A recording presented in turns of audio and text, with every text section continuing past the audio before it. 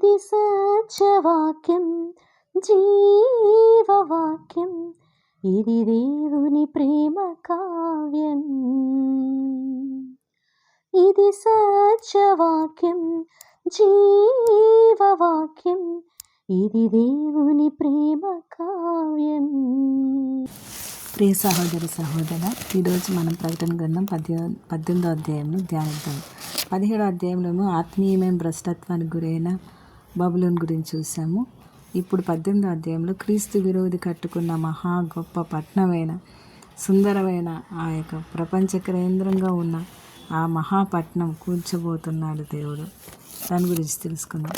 ఆ మహాపట్నమైన ఆ బబులోనుకు విధించే ఆ శిక్ష గురించి వివరాలు యోహానుకు తెలియజేయడం జరిగింది. మనం తెలుసుకుంటున్నాం. మత సంబంధమైన బబులోను భూరాజులు అసహించుకున్నారు, కానీ వాణిజ్య బబులోన్ని వారు అభిమానించారు. 18:1-4 వరకు చదివితే, మహాధికారం గల మరొక దూత పరలోకండ దిగి వచ్చినట్లు చూచుకుని అతని మహిమ చేత భూమి ప్రకాశించను. అతని గొప్ప స్వరము ఆర్భాటించి ఇట్లా నేను, మహాబబులోను కూలిపోయాను. అది దయ్యములకు నివాస స్థలమును, ప్రతి అపవిత్రాత్మకు ఉనికి పట్టునని, అపవిత్రతను అసహ్యమైన ప్రతి వ్యక్తికి ఉనికి పట్టాయను. ఏలయనగా సమస్తమైన జనులు మహోద్రేకంతో కూడిన దాని వ్యభిచార మధ్యమును త్రాగి పడిపోయారు. భూరాజులు దానిలో వ్యభిచరించి భూలోక సంబంధమైన వర్తకులు దాని సుఖభోగములను వలన ధనవంతులయ్యారు. ఎందుకని దేవుడు ఈ పట్టణాన్ని కూల్చేశాడు అంటే, ఈ వ్యవస్థ భూనివాసులు అందరూ కూడా ఫ్యాషన్తో కూడిన దేవుడి నుంచి దూరపరిచే పనులన్నింటినీ చేశారు. ఆ మద్యంలో అంటే ఆ మత్తులో నిజమైన దేవుని ఆరాధించకుండా చేసే ప్రతి కార్యమును వ్యభిచారంతో పోల్చడం జరిగింది. బైబిల్లో కొన్ని పనులు మనుషుల చేత చేయించింది సైతురు. ఈ మహాపట్నము ప్రపంచ భూరాజులు కలిసి వ్యభిచారం తీసుకొని వచ్చారు. అంటే ఈ ఎగ్జిబిట్ చేశారు. ఇవన్నీ కూడా భూలోకమందరి వర్తకులు, వాళ్ళకి ఈ భూనివాసులకు ధనం వాళ్ళకు వస్తుంది కాబట్టి ఈ బబులోన్లో తయారు చేసిన పాప పరికరాలు, ఆ అపవిత్రమైన విషయాలన్నింటినీ కూడా తీసుకుని వచ్చారు. బిజినెస్ మ్యాన్స్ ద్వారా ప్రపంచానికి బయలుదేరే ఎంటర్టైన్మెంట్, ఇవన్నీ కూడా బబులోన్లో, రాజకీయంలో, ప్రాచీన బబులోన్లో ఇవన్నీ ఎస్టాబ్లిష్ అయిపోయినాయి. ఇంకొక స్వరం పరలోకంలో వచ్చింది, ఇలాగ చెప్పటం వింటిని, నా ప్రజలారా, మీరు దాని పాపంలో ఉండి పాలివారు కాకుండా, దాని తెగుల్లో ఏది మీకు ప్రాప్తించకుండా మీరు దాన్ని విడిచిరండి. దాని పాపములు ఆకాశం అంటుచున్నవి, దాని క్రియలు లోకం ముందు అంటే ఘోరంగా ఉన్న పరిస్థితిని దేవుడేం చెప్తున్నాడు, బయటకు వచ్చేసే, లేకపోతే నీకు ఆ కీడులో నువ్వు పడతావు, ఆ శాపంలో పడతావు, అక్కడ రెట్టింపు దానికి చేస్తున్నానని చెప్తున్నాడు. ఇర్మియా ద్వారా ఇశ్రాయేల్ ప్రజలకు ఈ హెచ్చరిక ఇవ్వడం జరిగింది. నా ప్రజలారా, సాతానుకు సంబంధించిన దాని నుండి విడిచి రమ్మని శిక్ష విధింపకపోకముందు దేవుడు హెచ్చరిస్తున్నాడు. ఇక్కడ వీళ్ళు వేరే వాళ్ళు అంటే ఈ 18వ అధ్యాయం అంతా కూడా క్రీస్తు విరోధి కట్టుకున్న ఆ మహా గొప్ప పట్టణమైన బబులోను, నిజమైన బబులోను దేవుని ఎలా కూర్చిపోతున్నాడో మనం చూస్తే, ఇక్కడ ఆ దేశాన్ని ఎలా చేసుకున్నాడంటే, ఆ దేశంలో ఉన్న నాయకుల్ని సాతాన్ని ఎన్నుకోవడం. ఎందుకంటే వాడు ఒక మనిషిగా వాడు ఏం చేయలేడు కాబట్టి ప్రపంచాన్ని కంట్రోల్ చేయడానికి, కమాండ్ చేయడానికి ఆ బలమైన ఒక నాయకుడిని వారి దురాత్మ శక్తులన్నీ వాడికి ఇచ్చి అధిక శక్తి గలవానిగా అతని ద్వారా పట్టణాన్ని కట్టించి ఆ మహాబబులోన్, అందమైన బబులోన్గా, ప్రపంచ వాణిజ్య కేంద్రాలుగా, ట్రేడ్, రాజకీయ సంబంధమైన అన్నీ కూడా ఆ కేంద్రంలో జరుగుతాయి. ఆ కేంద్రం తీసుకొని వాడు ప్రపంచాన్ని వెళ్తాడనమాట. కమర్షియల్ ఎకానమీ బబులోను ఒక దేశం, ఒక రాజ్యం. అంటే ఎలా పాలిస్తాడంటే చూడండి, ఈ గోల్డ్, ఇక్కడ 14 వచనంలో చూస్తే, ఈ వర్తకులు బంగారు, వెండి, రత్నములు, ముత్యములు, ఇవన్నీ కూడా వాటితోటి ఇశ్రాయేలు దేవుని మందిరాన్ని అమర్చమని దేవుడు చెప్తే, వీడు మానవులకి ఆ నేత్రాశ, శరీరాశకి గురి చేయడానికి వాటిని ఉపయోగించుకొని వర్తకులకు అంటే రకరకాల అట్రాక్షన్స్ తోటి వస్త్రాలు తయారు చేయడం, పరికరాలు చేయడం. దానివల్ల ఏమవుతుందంటే అది కళ్ళకి చాలా అట్రాక్టివ్గా కనబడటంతో కొంతమంది ఏమో దాన్ని బాగా డబ్బున్న వాళ్ళు అయితే కొంటారు, కొంతమంది అయితే దొంగతనాలు చేస్తారు, కొంతమంది అయితే హత్యలు చేస్తారు. వీటిని ప్రేమించేలాగా ఆ సన్ననార బట్టలు, ఊదా రంగు బట్టలు ఇవన్నీ కూడా రాజరికానికి సంబంధించినవి.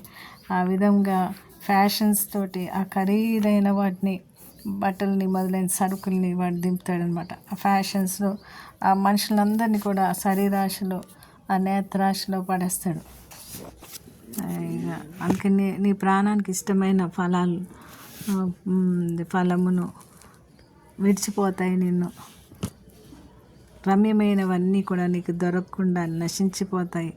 ఆ బబులోను పరిశ్రమ ఏ విధంగా పాప ఫలంతో ఫలించిందో, లోకరీత్యా ఆకర్షణీయములన్నీ కూడా ఇక మీదట కనబడకపోతాయి, అవి నాశనం అయిపోతాయని చెప్పడం జరుగుతుంది. ఇక్కడ ఈ మహాపట్నంలో సముద్రం మీద ఇందాకేమో ఆ యొక్క వ్యాపార సంబంధమైన చూసాం. ఈ వాణిజ్య సంబంధమైన వారు కూడా ఇక్కడ ఏడుస్తూ ఉంటారనమాట. పరలోకమందలి అంటే ఇక్కడ ఏమవుతుందంటే ఆ పట్టణం సముద్రం మీద ఒక ఆ కార్యక్రమాలు అంటే ట్రాన్స్పోర్టేషన్స్ ఇవన్నీ కూడా అధిక వ్యయం చేత ధనవంతులయ్యారు. దానివల్ల అది ఒక్కసారి కూడా పాడైపోవడంతో వాణిజ్య ప్రపంచం అంతా కూడా ఏడుస్తుందంట. పరలోకమందు పరిశుద్ధులేమో అపోస్తులు, ప్రవక్తలు దేవుని ప్రవచనం నెరవేరిందని వారు మహా ఆనందపడుతూ ఉంటే వీళ్ళు ఇక్కడ ఏడుస్తూ ఉంటారు. ఈ రోజుల్లో మన దృష్టి భౌతిక వనరుల మీద కేంద్రీకరింపబడుతుంది. భౌతికమైన తాత్కాలికమైన వాటి మీద ఆధ్యాత్మిక విలువలు తగ్గిపోతున్నాయి. అంటే ఆత్మనిగ్రహం తగ్గిపోయింది. లోకంలోని విలువలు తారుమారవుతాయని, లౌకిక మోసం, లోకాశలు అవన్నీ కూడా ఒక్కసారి గతించిపోతాయని మనం ఇక్కడ ఈ వాక్యం చదువుతుంటే అర్థమవుతుంది. అంత్యక్రీస్తు ప్రోత్సహించిన కళలు, వినోదాలు, సంగీతము అన్నీ ఆ రోజు అంతరిస్తాయి. కర్మాగారాలన్నీ మూతపడిపోతాయి. మొదటి కుటుంబ వ్యవస్థ పాడైపోయింది. రాజులు నిరంకుశులైపోయారు. ప్రజలపై బహుగా పన్నులు మోపుతున్నారు. ప్రజలు కూడా అవినీతి పాలైపోయారు. అసత్యంలో జీవిస్తున్నారు. వీరు తమ అంతరంగంను శత్రువును జయించలేక బయట శత్రువును ఎలా జయిస్తారు? అంతరంగంలో జయించదు. ప్రపంచంలో భక్తి లోపించి ఆధ్యాత్మికంగా దురవస్థకు లోనైపోయారు. ఆధ్యాత్మిక నాయకులు సరిగా లేకపోవడంతో అన్ని వ్యవస్థలు కూడా పతనమైపోయాయి. సాతానికి ఒక లిమిటెడ్ టైం ఇచ్చినప్పుడు 42 నెలలు అంటే 3.5 సంవత్సరాలు ప్రపంచంలోని ఆ యొక్క టైంలో వాడు ఏంటంటే చాలా అభివృద్ధి పరుస్తాడు, ఆ దేశాన్ని అభివృద్ధి చేస్తాడు. ఆ 3.5 సంవత్సరాల కాలంలో దేవుడు వాడు ఎట్లా చేశాడంటే ఇంకా అది అంత చాలా అందమైన పట్టణంగా ప్రపంచంని కమాండ్ చేసి వాడు అక్కడ నుండి అన్ని కంట్రోల్ చేసి అలాగ ఉన్న పట్టణాన్ని దేవుడు ఒక్క దినంలోనే దాన్ని ఏ విధంగా ధ్వంసం చేస్తాడో, భయంకరమైన ఆ రోగాలు, భయంకరమైన శిక్షలు రావటం, దేవుడు ఆ బబులోను కూల్చి వేయడం, దేవుడు ప్రపంచంలోని అందమైన పట్టణం కట్టుకున్న ఒక్క గంటలోనే కూల్చబడ్డం ఈ అధ్యాయంలో మనం చూస్తాం. కూలిపోయిన దాన్ని చూసి ఆ రాజులు, అధికారులు, వ్యాపారవేత్తలు అందరూ కూడా ఆ డబ్బున్నవారు అందరూ కూడా కూలిపోయి వాళ్ళంతా ఏడవడం చూస్తున్నాం మనం. మీకా గ్రంథము 2:13 ఉంటుంది కదా, ప్రాకారాలు పడగొట్టేవాడు వారికి ముందుగా పోవచ్చు, వారి గుమ్మములు పడగొట్టి దాని ద్వారా నడుచుచు యెహోవాని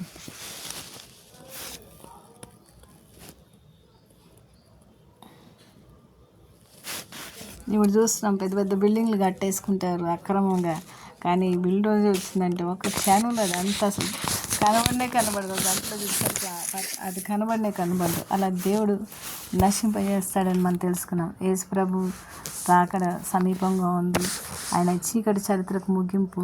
దేవుని రాజ్యం, తన రాజ్య స్థాపన నిమిత్తం ప్రభు వస్తాడని, సంఘం ఎత్తబడిన తర్వాత ఇవన్నీ జరుగుతాయి. అంత్యక్రీస్తు వాడి విజృంభణ, వాడి ప్రవేశం, వాడి చెలరేగటం, ప్రజలందరికీ శాంతినిస్తానని వాగ్దానం చేస్తాడు. ప్రభుత్వం వాడికే శాంతి లేదు, వాడేమిస్తాడు? యుగ సమాప్తం జరిగిపోతుంది. యెరూషలేము తన పని ప్రారంభించడం, పునర్నిర్మించడం, బబులోను వాణిజ్య అంతా అంటే దేవుడు ఒక క్షణంలో వాటన్నిటినీ కూడా చేస్తాడు. ఏ సమస్య అయినా, నీ సమస్య ఎంత పెద్దదైనా సరే, అది శత్రువు నీ మీద నీ యొక్క జీవితాన్ని ఎంత ఎంత ఇదిగా నిన్ను ఆటంకంగా నీకు ప్రాకారాలు నిర్మించిన దేవుడు ఒక క్షణంలో వాటన్నిటిని నిర్మూలన చేయగలడు. ప్రార్థన చేసుకుందామా?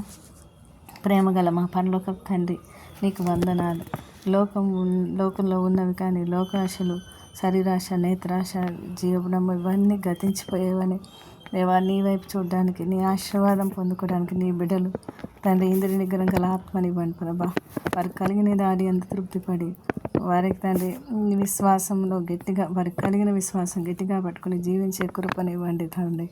పాపం వల్ల నాశనం సంభవిస్తుంది. ఈ లోకంలో దాని ఆశ గతించిపోతుంది. ప్రతి ఒక్కరూ నిన్ను ప్రేమించి నీ రాజ్య వారసులుగా జీవింపచేయమని అడుగుతున్నాను. ఏ సమస్య అయినా నువ్వు ఒక్క క్షణంలో తీసివేయగలవని, శక్తివంతుడు అని, ఇటువంటి వైనా తండ్రి నీ ఎదుట నిలవలేవు. పర్వతాలు సైతం మైనులా కరిగిపోతాయి ప్రభా. అంత గొప్ప దేవుని కలిగి ఉన్నామని నీ వైపు చూస్తూ తండ్రి నీవే ధనమై ఉన్నావు ప్రభా. ఈ లోక ధనం ఇవన్నీ కూడా గతించిపోయేవి, కానీ నీవు ఇచ్చిన ధనం నీవే మాకు ఐశ్వర్యమైనావు. మా ప్రతి అవసరం తీర్చడానికి సమర్థుడు ప్రభా. మాకు చాలిన దేవుడిగా ఉన్నావు ప్రభా. నీ కృతజ్ఞతాస్తుతులు చెల్లిస్తూ నీ అంత ఆనందించేవారుగా ప్రతి బిడ్డను ఆస్వాదించమని యేసు నామమున పెట్టాడు వచ్చినంతని. ఆమేన్, ఆమేన్, ఆమేన్.